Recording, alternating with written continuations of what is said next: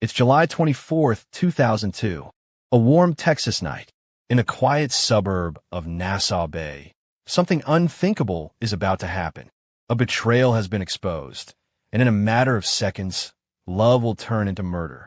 This is the story of Clara Harris, a respected dentist, a mother, a woman with everything to lose. In less than a minute, she would take the wheel of her silver Mercedes-Benz and turn a lifetime of love into a headline that shocked the world. To understand what happened that night, we must first step back to a time when Clara and David Harris were the picture of success.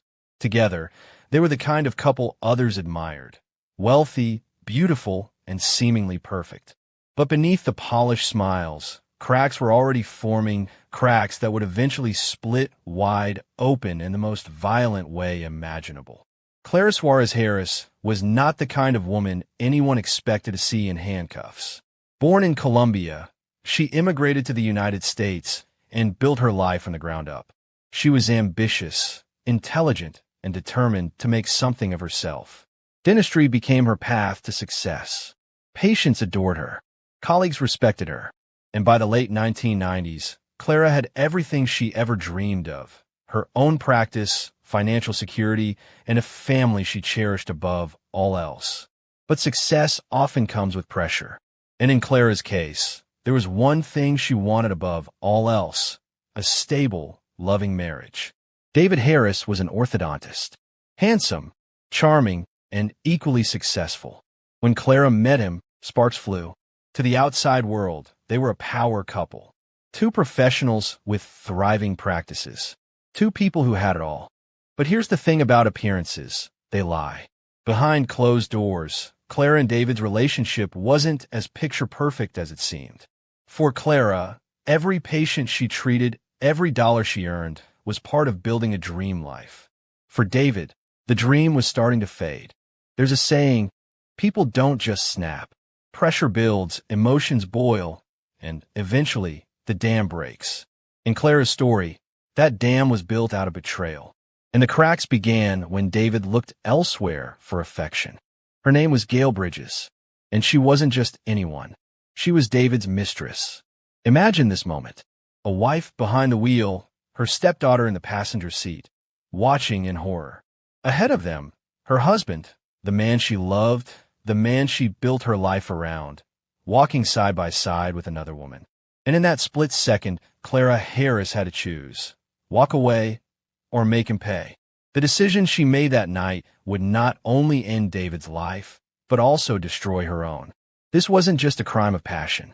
It was a story of betrayal, rage, and obsession.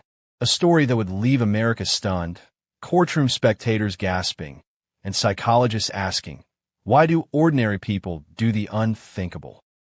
But before we get to the Hilton parking lot, before the screams and the shattered lives, we must understand the world Clara lived in. Because only then can we grasp how a woman celebrated for her brilliance and compassion could become a killer behind the wheel. This is the story of Clara Harris, and it begins long before that fateful night. Every tragedy begins with an illusion. For Clara and David Harris, that illusion was the American dream. To friends, family, and patients, they had it all: success, money, status, and love. But like glass under pressure, the perfect image was fragile. And when it shattered, the shards cut deep. Clara was born in Colombia. Like many immigrants, she carried with her the hope of building something greater in America. Dentistry became her gateway.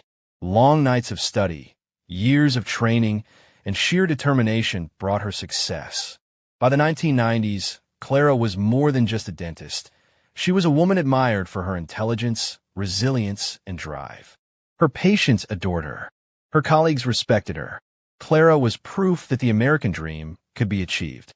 But behind her professional pride was a deeply personal desire to have a family that completed her.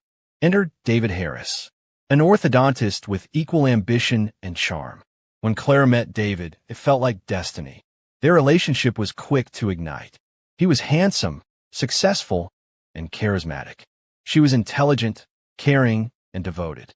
Together, they made the perfect pair. Soon, they were married. And with marriage came the life Clara had always wanted, a home in Texas, thriving practices, and eventually children. By every measure, they were living the dream. Friends would often describe Clara and David as a power couple.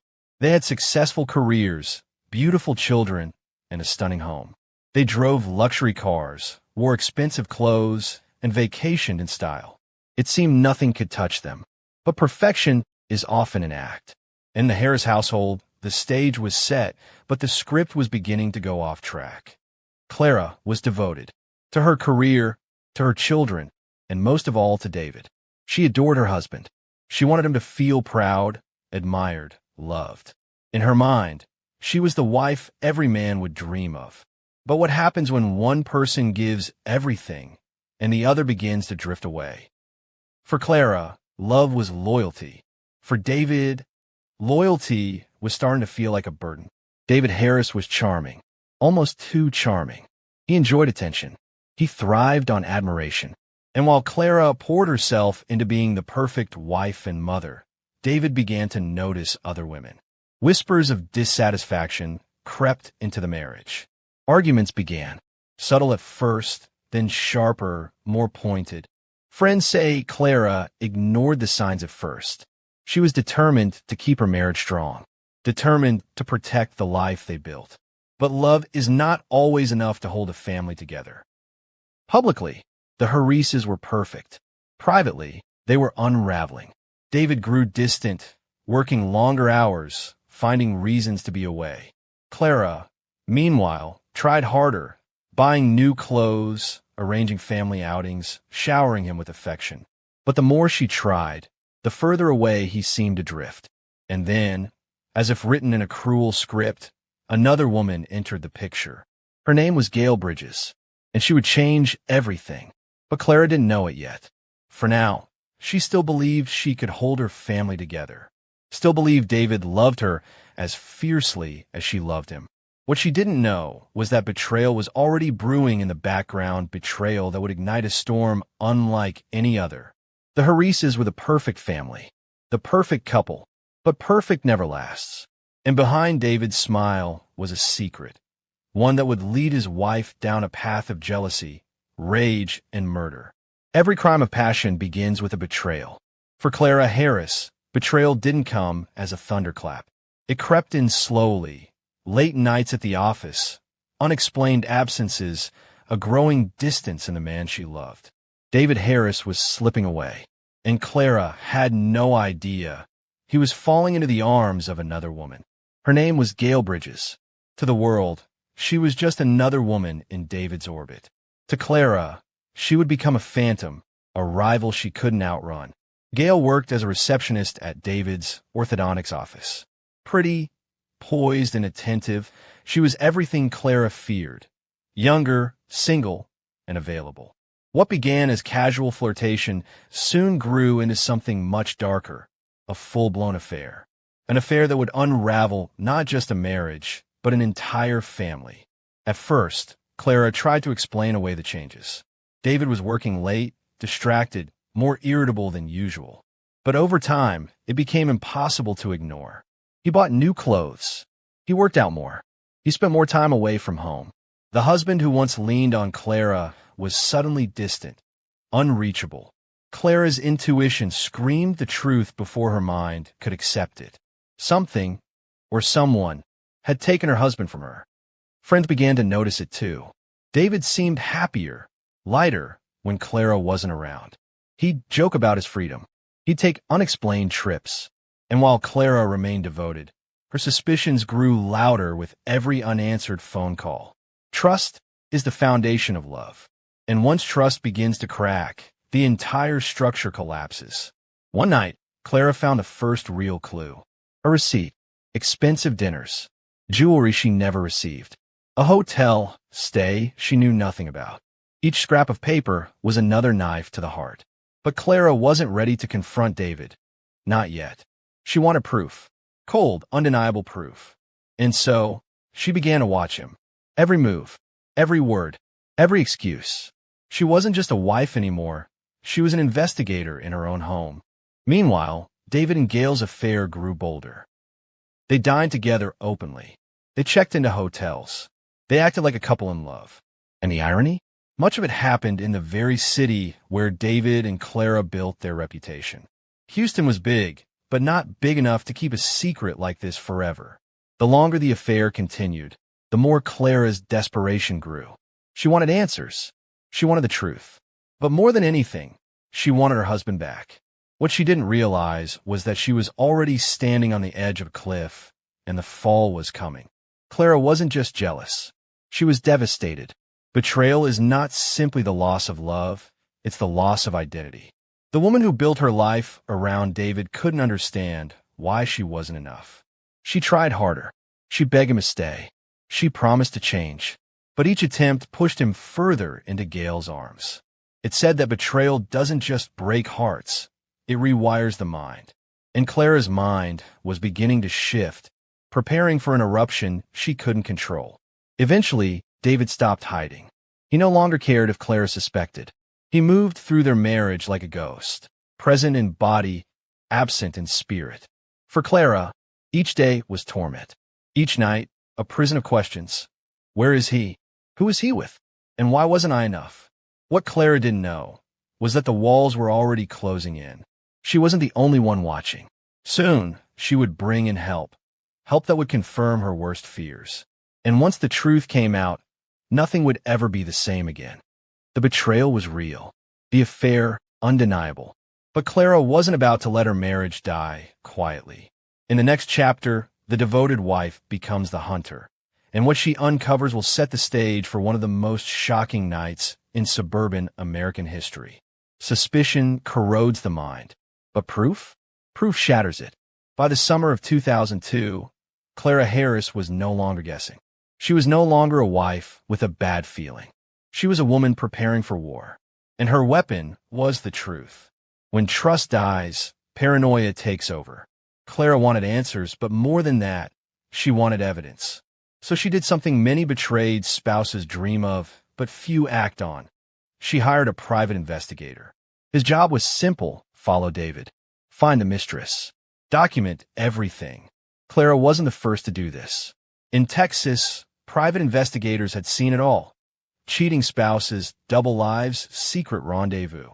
But few cases would become as infamous as the one they were about to capture. David Harris thought he was careful. He thought his excuses were airtight. But when you're being watched, the truth has a way of slipping through the cracks. Every late night at the office, every unplanned trip, every dinner with a colleague, it all became part of the surveillance file. What Clara didn't realize was how quickly the investigator would deliver her worst nightmare: undeniable proof that her husband was living a double life. It didn't take long. Within days, the photographs rolled in. David with Gail, arm in arm, smiling, sharing meals, checking into hotels. It wasn't a fling. It wasn't a mistake. It was a full-blown affair. The man who once kissed Clara goodnight was now kissing another woman under the glow of hotel lights. For Clara, the pictures weren't just proof. They were betrayal, captured frame by frame. A marriage collapsing in still images. And with every photo, the fire inside her burned hotter. When the truth is undeniable, confrontation is inevitable. Clara approached David, photos in hand, her heart breaking. And for the first time, David admitted it. The affair was real. He had been unfaithful. The man who once vowed forever now confessed to betrayal. But instead of ending it, Clara begged. She begged him to stay. She offered counseling, forgiveness, anything to rebuild what had been lost. She wasn't ready to let go. Not yet. But the thing about betrayal, once it starts, it rarely stops. Despite Clara's pleas, David continued to see Gail. Sometimes he promised it was over. Other times he admitted he couldn't let go. And Clara, trapped between hope and heartbreak, lived every day in torment. Her world was spinning. She had the truth. She had the evidence. But what she didn't have was control. And losing control, for Clara Harris, would become catastrophic. To make matters worse, Clara wasn't the only one who knew. David's daughter from a previous marriage, Lindsay, was caught in the storm. She was close to her father, and close to Clara too. But soon, she would find herself in the middle of a nightmare. forced to witness what no child should ever see. And when the fateful night came, Lindsay would be in the passenger seat, watching, powerless, scarred forever. The more Clara knew, the less she could let go. She confronted David again and again. She demanded loyalty. She fought for their marriage. But in the quiet of her mind, another thought began to take root. If she couldn't have David, no one would. It's in this crucible of love and betrayal that crimes of passion are born. And Clara's breaking point was fast approaching. The investigator had done his job. The truth was no longer a question. David was cheating. The proof was undeniable. And now, with every ounce of rage boiling inside her, Clara Harris was ready to act. The stage was set, the players in place, and in just a matter of days, the Hilton Hotel would become the backdrop for a tragedy that shocked the world. It's July 24th, 2002. For weeks, Clara Harris has lived in torment. Her husband's betrayal carved into her soul, his mistress's shadow she can't escape. But tonight, she won't sit at home waiting. Tonight, she'll see the truth with her own eyes. And what happens next will turn heartbreak into horror. The private investigator Clara hired had been tailing David again that evening. His orders were clear: follow him, get proof. At first, it seemed like another ordinary night of surveillance. David, accompanied by Gail Bridges, was heading into the Hilton Hotel in Nassau Bay. To them, it was just another secret rendezvous. To Clara, it was the end of the line. The moment was captured, the proof undeniable. But Clara wouldn't just see it in photos. She was about to walk into the scene herself. With her stepdaughter Lindsay in the passenger seat, Clara pulled into the Hilton lot. Her heart pounded. Every suspicion, every late night, every unanswered question, they had all led here. And now, she was about to confront her worst fear. Clara stormed into the Hilton lobby. And there he was, David. Not just with another woman, but with Gail, the mistress who had become her rival. Rage took over. Words flew. Witnesses say Clara screamed, accusing Gail of destroying her marriage. What followed was a physical confrontation. Two women, locked in a storm of betrayal. The scene was chaos. A respected dentist, a suburban wife, transformed into a woman scorned, shouting in front of strangers. It was raw, it was ugly, and it was only the beginning. For Clara, this wasn't just betrayal. It was humiliation, played out in front of hotel guests, strangers, and her own stepdaughter.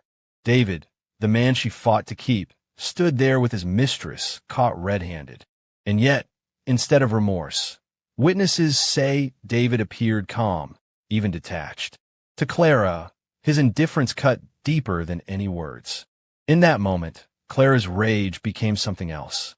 Not just heartbreak, not just anger. It became obsession, a desperate, uncontrollable need to reclaim control, no matter the cost. Hotel staff intervened. Security separated the women. The confrontation seemed over. David and Gail made their way outside, walking toward the parking lot. Clara, meanwhile, returned to her car. But what happened next would turn the Hilton parking lot into the scene of one of the most infamous crimes of passion in American history. The night wasn't ending. It was only beginning. Inside the Mercedes, Clara sat trembling. Beside her, Lindsay, David's own daughter, begged her to stop, begged her to go home. But Clara's eyes were fixed on the parking lot, where David and Gail walked side by side. Every heartbeat felt like thunder in her chest. Every breath, heavier than the last. She had a choice: drive away or drive into history. In the next chapter, heartbreak will turn into horror. The Mercedes will surge forward, and Clara Harris, dentist, mother, wife, will become a killer in one of the most shocking crimes of passion America has ever seen. It's July 24th, 2002. The confrontation inside the Hilton lobby is over, but the war inside Clara Harris is just beginning. In her mind, she's not just a wife anymore. She's not just a mother, or a dentist, or a businesswoman. She's a woman scorned. And in the next few minutes, she will take a step from which there is no return. Clara's Mercedes sat poised like a predator in the dark. Her stepdaughter Lindsay begged her to stop, to leave, to go home. But Clara wasn't listening. Her hands clenched the wheel. Her breath came in sharp bursts, and all her rage narrowed into a single target, David Harris. In that instant, betrayal became gasoline, and Clara Harris was about to light the match. With a sudden roar, the Mercedes lunged forward. Witnesses would later recall the screech of tires slicing through the still night air. David and Gail turned, shock flashing across their faces. But it was too late. The car struck David head-on, the force throwing him across the hood and onto the ground. The first strike was brutal. David lay crumpled on the asphalt, his body broken but still alive. To anyone else, the attack would have ended there. But Clara wasn't finished. The fury inside her demanded more. Witnesses described the scene as surreal, like something out of a nightmare. Clara didn't just hit her husband. She circled back, again and again. Each time, the car roared louder, tires screeching, headlights blinding. And each time, the silver Mercedes passed over David's body. By the end, Clara had run over her husband 3 times. 3. The act wasn't an accident. It wasn't a momentary lapse. It was deliberate, repeated, merciless. And in the passenger seat, watching everything, was Lindsay Harris, David's own teenage daughter. Trapped in the car, forced to witness her father's brutal death at the hands of her stepmother, Lindsay's screams echoed through the night. Those screams would later echo in the courtroom as she testified against Clara.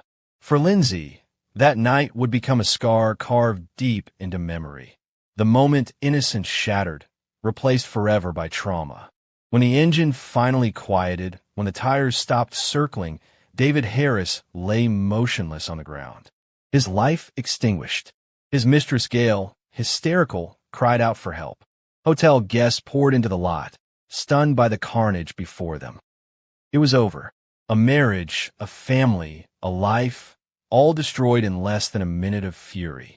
Police arrived quickly, alerted by frantic 911 calls. Clara didn't flee. She didn't resist. She stepped out of the Mercedes, hands trembling, her face blank with shock.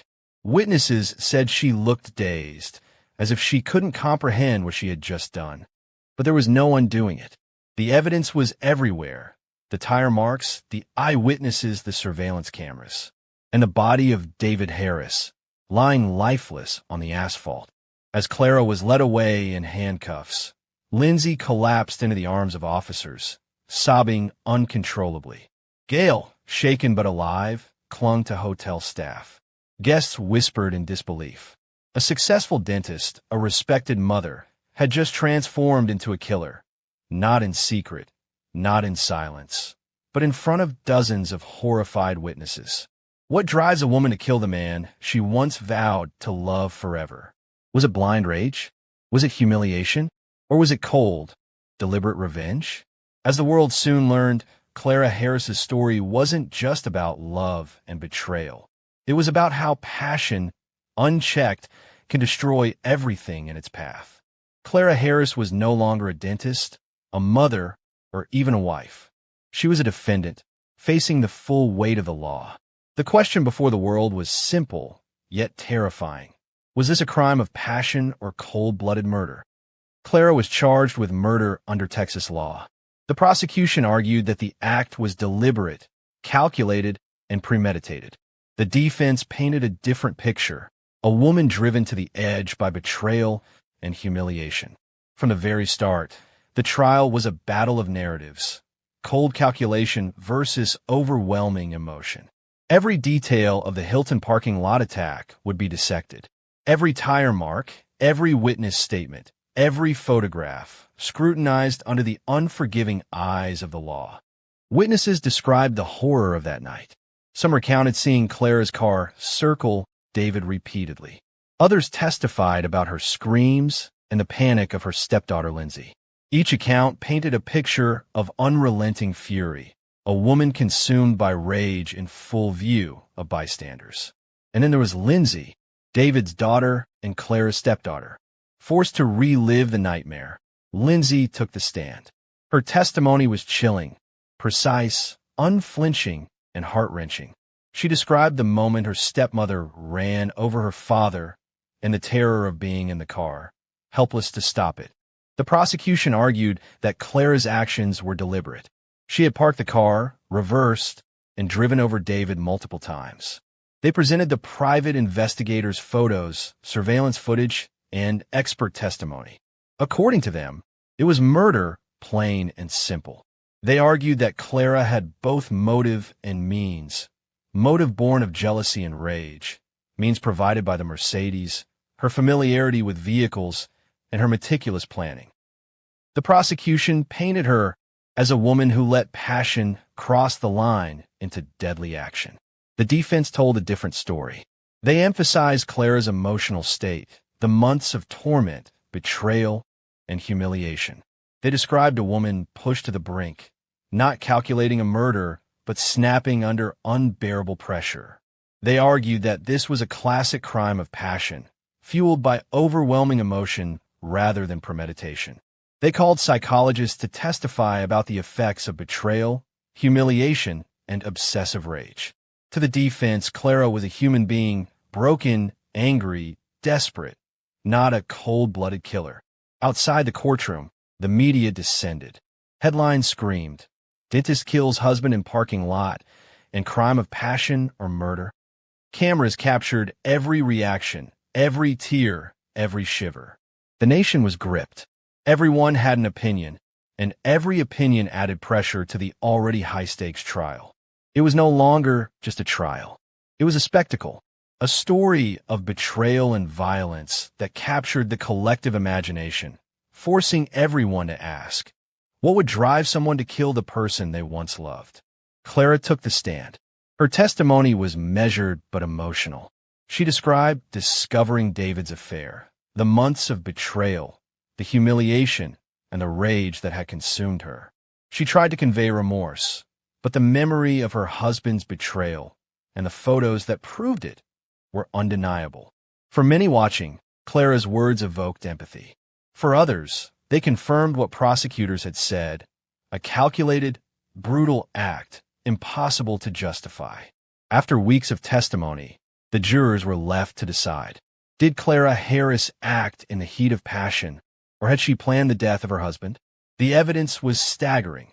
Surveillance footage, multiple eyewitness accounts, and Clara's own admission. The question was simple in theory, impossible in practice. Was justice served by the letter of the law or the context of human emotion? They would deliberate for hours, and when the verdict came, it would shock the nation. In February 2003, Clara Harris was convicted of murder. The jury recognized the heat of passion defense, but the deliberate nature of the attack, circling the car, striking David multiple times, could not be ignored. She was sentenced to 20 years in prison. Justice, in the eyes of the law, had been served. But for Clara, for Lindsay, and for those who witnessed the crime, the scars would last a lifetime. The trial was more than a courtroom drama. It was a story about human emotion pushed to the edge. Betrayal, rage, and obsession collided in a way that left lives shattered. And though the sentence was set, the story of Clara Harris did not end behind prison walls. For many, it was just the beginning of understanding how passion can lead to the most devastating consequences. Clara Harris was no longer a dentist, a mother, or suburban wife. She was inmate number 805,899. Behind these walls, the consequences of her actions became undeniable. The Hilton parking lot, the screaming witnesses, and her husband's lifeless body were memories she carried daily, a past she could not escape. Upon arrival, Clara faced the reality of prison life. Rules were strict. Freedom was gone. Privacy was non-existent. For someone accustomed to control over her career, her home, her family, this was a new kind of punishment. The walls closed in, both physically and mentally. The Mercedes and Hilton parking lot were gone. Yet in her mind, they remained vivid. Each night, she relived the fatal decision, the screaming, the impact, the life she ended. Prison was not just confinement. It was reflection, and reflection can be brutal. Clara wrestled with guilt, anger, and shame. Was she a grieving wife who snapped, or a murderer who executed a plan? Every day, these questions tore at her psyche. Psychologists later noted that crimes of passion, like Clara's, often leave inmates trapped in a cycle of obsessive rumination. She thought constantly about her husband, her stepdaughter Lindsay, and the life she once had. Nightmares were frequent. Sleep was fractured. Adjustment was a slow, painful process. Inmates quickly learned the unspoken rules: who to trust, who to avoid. Clara's status as a high-profile convict made her both a curiosity and a target. Gossip spread quickly, and she had to navigate the delicate balance of maintaining dignity while staying safe. Even in confinement, Clara's life was scrutinized. She could not escape public fascination, and she could not escape herself. Prison also became a place of connection and isolation. Letters from family and supporters offered moments of comfort. But for Clara, nothing could truly bridge the gap between her current reality and the suburban life she had lost. Every visit, every letter reminded her of what was gone: a stepdaughter's love, a career, the freedom to live without constant surveillance. Her family tried to maintain ties, but the trauma of the crime strained relationships. Lindsay, scarred by the events of that night, remained distant. The world outside continued to judge, even as Clara served her sentence. Even behind bars, Clara Harris could not escape the media. Newspapers ran stories about her daily life in prison. Documentaries, talk shows, and true crime programs kept her in the public eye. For someone who once sought respect and admiration, this scrutiny was a constant reminder of her fall from grace. Over time, Clara began to reflect more deeply. She acknowledged the irreversible consequences of her actions. Guilt, remorse, and a desire for redemption became daily companions. She expressed regret for her decision, not only for her husband's death, but also for the trauma inflicted on her stepdaughter and family. In this confined space, the magnitude of her crime became fully apparent. Prison was more than punishment. It was a mirror, forcing her to confront herself every single day. After years of serving her sentence, Clara's behavior in prison, along with good conduct, led to the possibility of parole. On October 16, 2018, she was released from the Gatesville unit. 15 years behind bars had reshaped her life, her identity, and her perspective on what it means to live with the consequences of one's actions. Prison changed Clara Harris. It forced reflection, punishment, and adaptation, but it did not erase the past. The Hilton parking lot, the Mercedes, the screams, and the life taken. They remained vivid in memory. Behind bars, she paid for her crime. Outside, she would carry its shadow forever. And as her story continued, the public would continue to ask, can someone who kills in a moment of passion ever truly be free? October 16, 2018. After 15 years behind bars, Clara Harris walked out of prison. Freedom, for her, was bittersweet.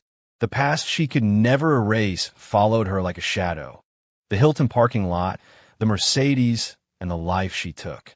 But the world had moved on, and she had to find her place within it. For someone who spent the majority of her adult life in confinement, the outside world was both familiar and alien. Everything moved faster, brighter, louder. Technology, social media, and a public fascinated by her story ensured that Clara Harris could never disappear completely. Her crime remained part of the national consciousness. Clara faced the challenge of rebuilding. The career she once had as a dentist was no longer accessible. Social circles that had once embraced her had vanished. Re-establishing relationships, finding purpose, and coping with notoriety became the primary focus of her new life. Some outlets report that she turned to introspection and small acts of service, attempting to find meaning after the devastation she caused. Prison had taught her the fragility of life, the weight of choices, and the cost of uncontrolled passion. Clara Harris has spoken sparingly about the night of July 24, 2002. She reflects on her actions with regret, acknowledging the irreversible consequences of her choices. To her, the life she destroyed is a permanent scar, one she carries every day. Regret is a constant companion, but so is understanding. understanding the danger of unchecked emotion, the destructive power of betrayal, and the irreversible nature of violence. The public remains fascinated. True crime documentaries, news segments, and online forums dissect the case endlessly. For many, Clara Harris is a cautionary tale, a woman who allowed rage to overcome reason. For others, she is a human being who reached the breaking point under extraordinary circumstances. Her story continues to provoke debate. Was it justice, passion, vengeance, or tragedy? Clara's relationship with her stepdaughter Lindsay remains complex. Lindsay was a witness to the crime, a survivor of trauma, and her presence in Clara's life has been tentative. Rebuilding trust and family bonds after such an event is challenging, and for many, impossible. Time heals, but scars remain. The bond between them is fractured, shaped by events neither can forget. The story of Clara Harris is not just a true crime tale. It's a lesson on human emotion, betrayal, and the consequences of unchecked rage. It reminds us how fragile trust can be, and how quickly love can turn to destruction when hurt and humiliation are left unresolved. It is a story that continues to resonate because it touches something deeply human, the thin line between passion and destruction. Clara Harris is free, but the weight of her actions will follow her forever. The memory of her husband, the consequences of that fateful night, and the public fascination ensure that freedom comes with a price. Redemption is personal, reflection is constant, and the past is inescapable. The story of Clara Harris is a story of love betrayed, fury unleashed, and lives forever changed. And while the world watches, the question remains, can a moment of passion ever truly be forgiven? Kindly subscribe, like, and comment for more.